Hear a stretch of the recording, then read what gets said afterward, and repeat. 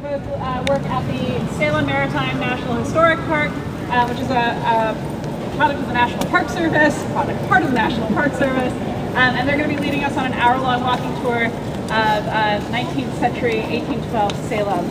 Take it away, ladies. I have specifically asked the ladies, we want the good gossip. That's right. Well, you know I never gossip, but we may have some information for you.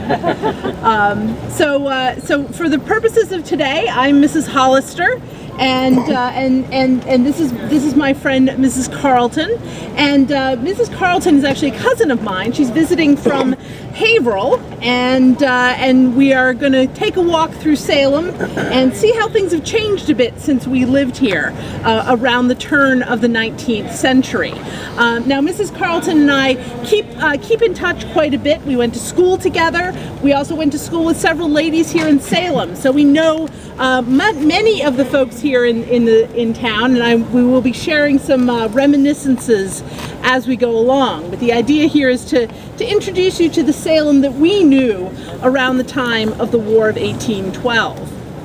And actually, I find this very odd because we would be standing right in the middle of Mr. Francis Peabody's house right now, right next to that lovely fireplace that he had in his parlor.